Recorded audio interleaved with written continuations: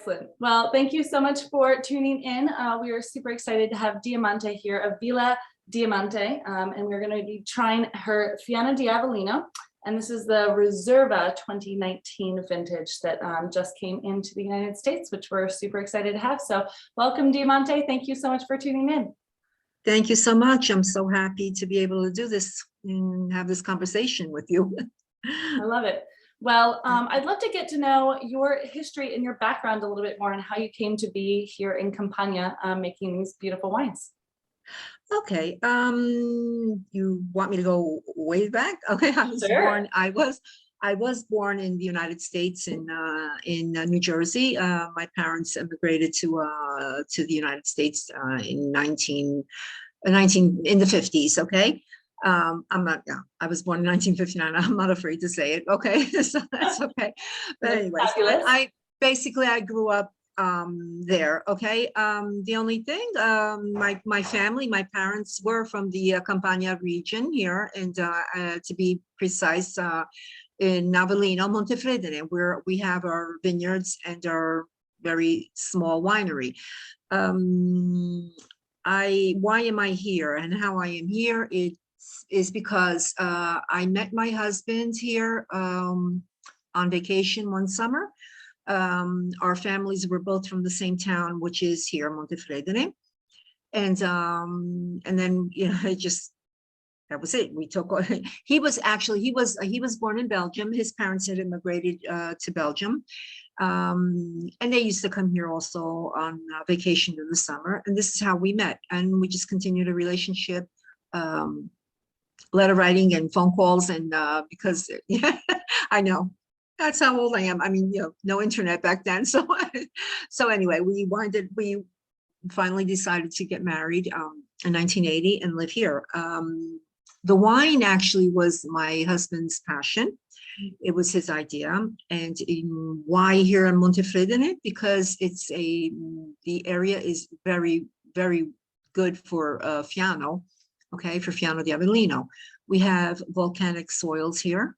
The exposure is wonderful. We have our vineyards have a northeastern exposure.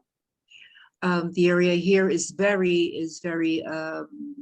We have they say in Italian escursione termiche, where during the summer, temperatures can go up to 38 degrees Celsius. Okay, and during the night they could drop to about 15. Okay. Wow. So we have this, so they get a chance to cool off.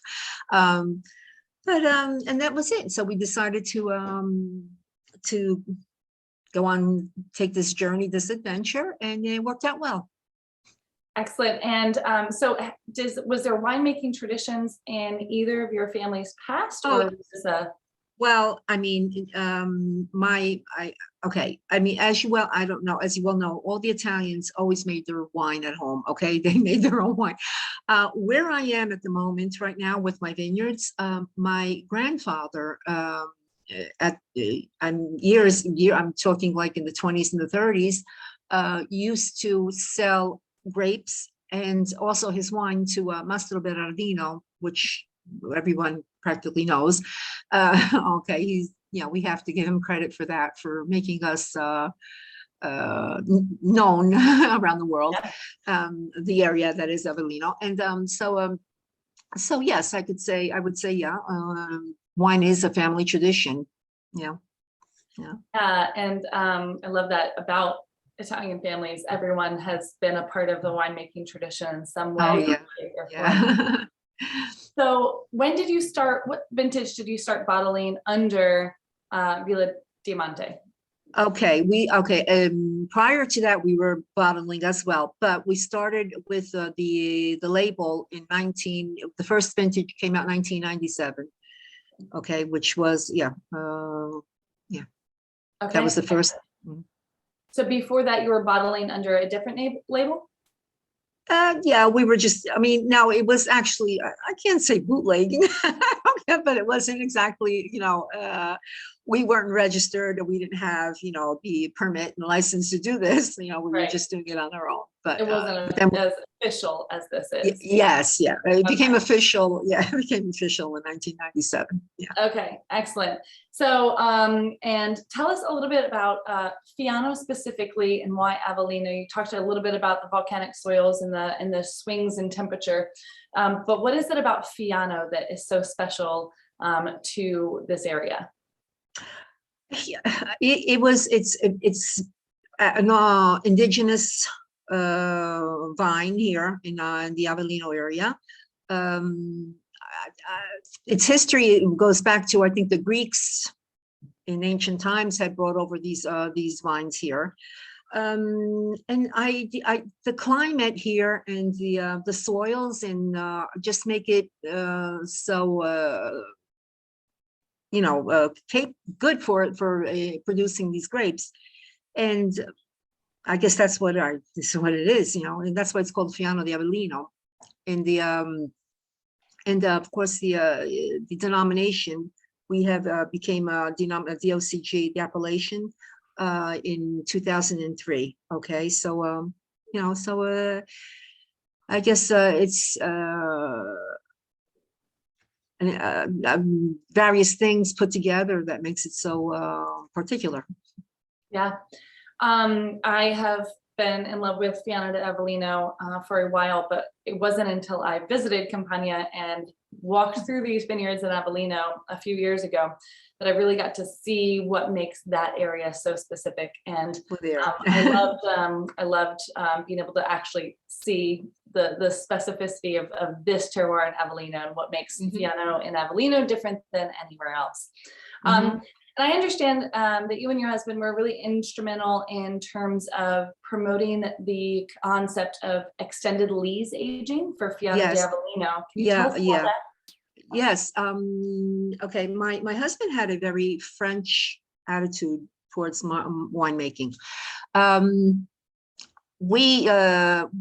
He knew right away that you know, to come out and bottle a wine so soon. I mean, like after 2 or 3 months after the harvest, you are just taking so much of its potential away. Okay, so we actually would bottle the wine after maybe a year or 2 years later and start selling it. Okay, and in the beginning, everybody thought, you know, we were like a little crazy or something. You know, it's because I remember going to the wine fair like in Vigna in Verona, and we would always be there with an older vintage while the other producers were there like already with the most recent harvest.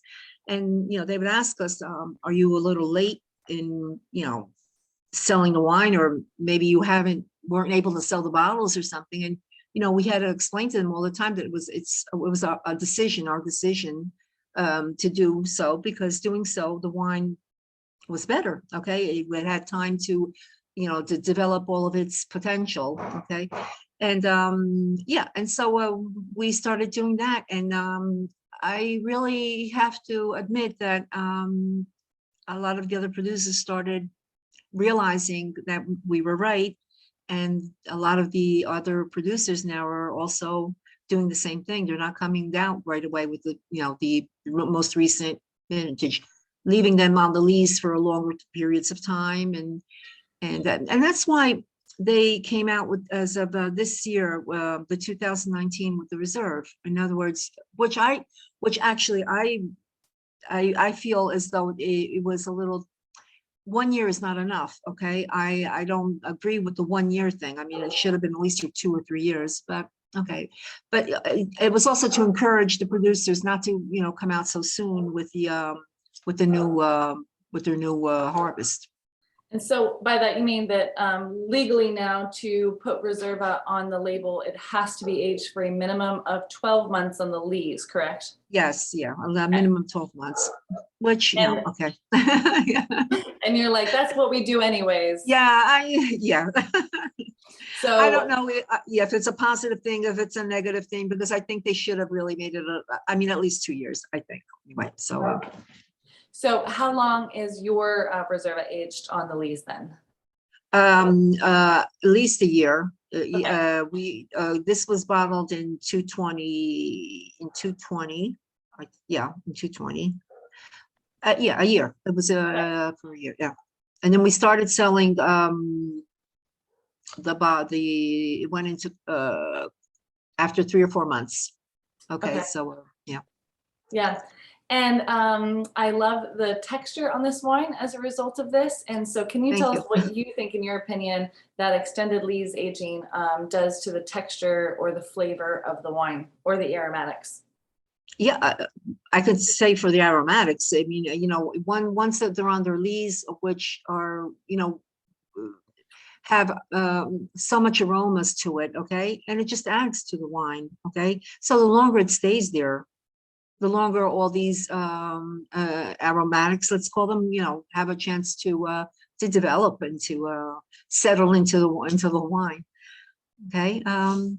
I guess that's what it is. Another thing would be also is not, you try to do try to intervene the least possible on the wine, okay? Just leave it alone, okay? Just leave it alone. Of course, you want to taste it every once in a while to make sure everything's okay and whatever. But our philosophy was always like, what the least that you could do to it, the better. So just leave it alone. Yeah, just let it happen. Yes, yeah. So during this time, are you doing stirring regularly at all? The least possible. The Okay. least possible. Yeah. Okay. Least And possible. what vessels are these wines aging in? Are they concrete tanks or stainless steel or? Stainless steel. We only work with stainless steel. We tried experimenting something with wood, with the oak barrels, back in 99 and 2000. But no, didn't like the result. No. No.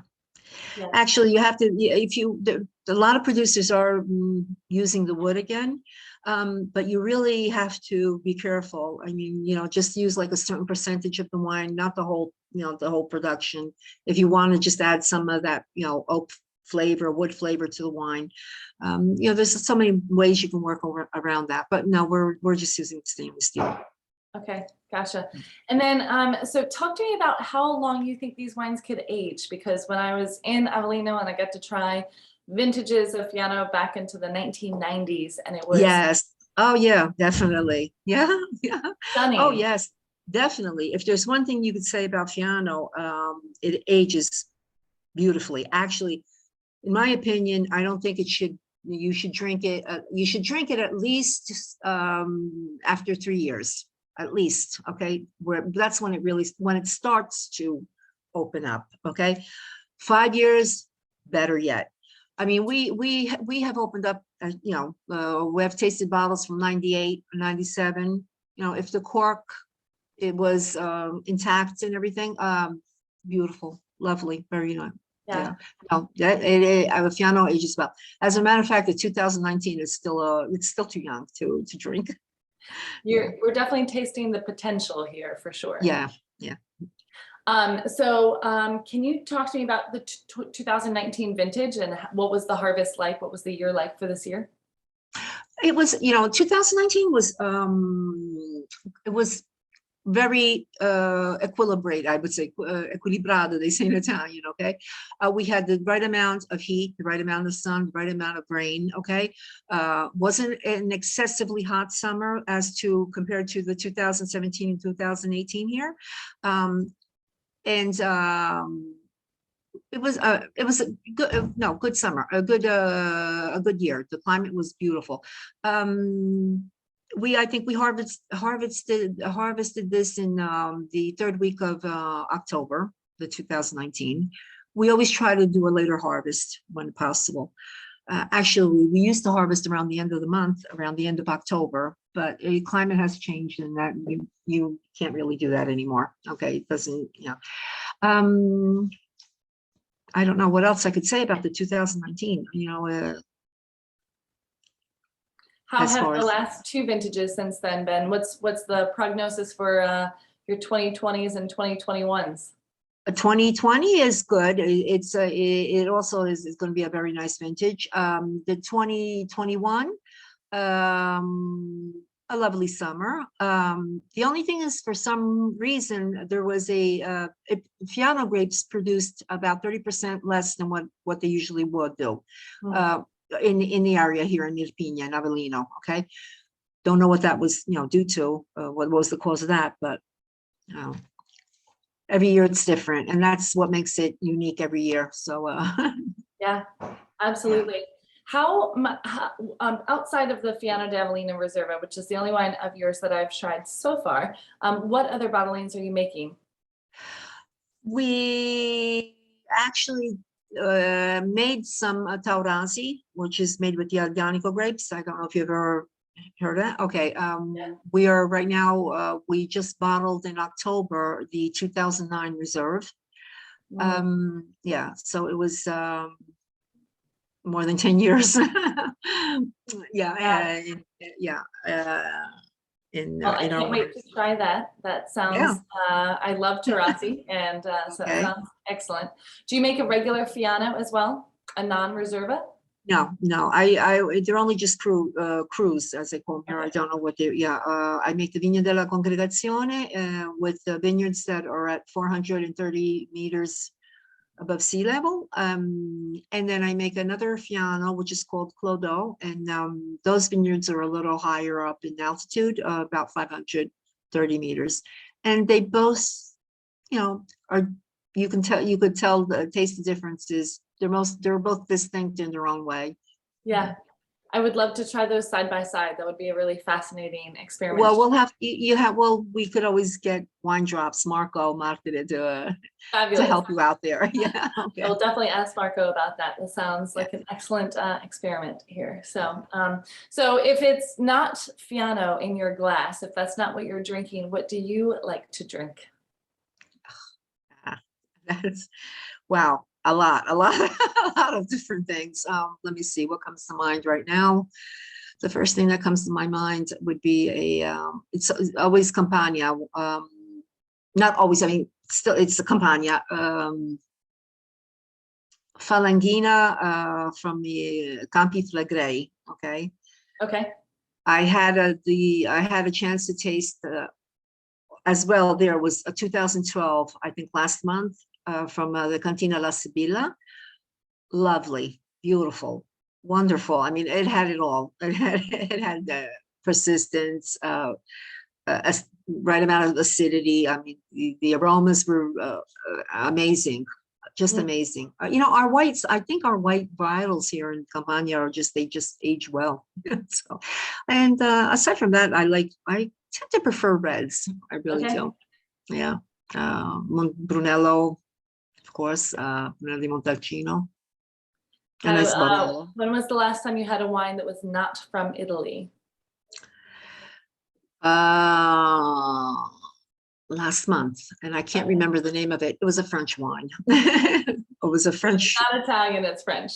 I can't leave the because I could go get the bottle because we saved the bottle, but it was a French 98 vintage, and it was amazing. Yeah. Oh, fabulous. Yeah. So I'd love to, you mentioned briefly about just the changing climate and how that's affecting harvest. How are you changing the way, even before harvest, throughout your interactions in the vineyard? What are you doing in the vineyard to kind of help mitigate some of the effects of climate change as you're dealing with them? Yeah, nothing really. I mean, we just do what we always did. Okay, the only difference is that you notice that there's the grapes start ripening a little sooner. Okay, so I think it shifted for about a week to 2 weeks to respect from when you harvest. Yeah. Wow. Okay, I mean, really, we used to, like I said, it was always the last week of October, but we don't get that far anymore. Okay, and other than that, we're organic. We only use copper and sulfur, and to treat the vineyards, to spray the grapes with, and any fertilizer, and everything's organic. Okay, we're strong believers in that. I'm not certified. I used to be. I just felt I didn't really need to be certified because it's just our way of doing things. So yeah.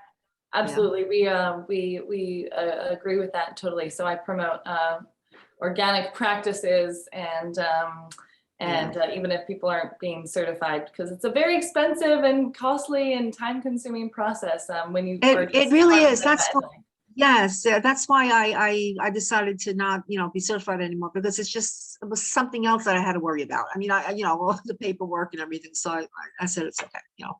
And for a small winery, you don't need one more thing to worry about. There's No, enough. I don't. I do everything with myself and with the help of my daughter, who's very involved. Okay. But like I said, at least I could do better. Yeah, absolutely. So do you see, where do you see the future of Avellino going? Do you see more producers getting on board with extended lease aging? Do you see any Yes. other further developments? Yes, yes. The quality of the wines here have improved so much in these past 10, 15 years. Really, really so much. I mean, they're making beautiful, wonderful wines now as respect to about like 20 years ago. Not that they weren't good at 20 years ago, but I mean, the mentality has changed. They're looking more for the quality than the quantity. Okay, so yeah, and I'm happy about that. Yeah. Are more people doing single crews, single vineyard expressions Yes. as well? Yeah. What I've noticed these last few years, a lot of the bigger wineries, okay, and I don't even, not referring to Master Berardino or Feo di San Gregorio.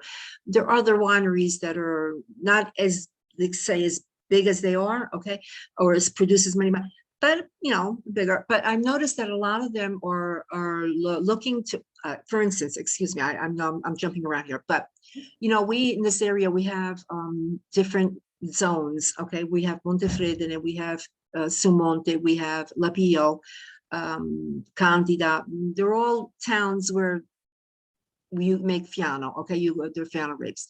Okay, and it seems as though like each area distinguishes itself from the other. Okay, so in other words, some people you'll find that maybe a Montefredine here, more minerality.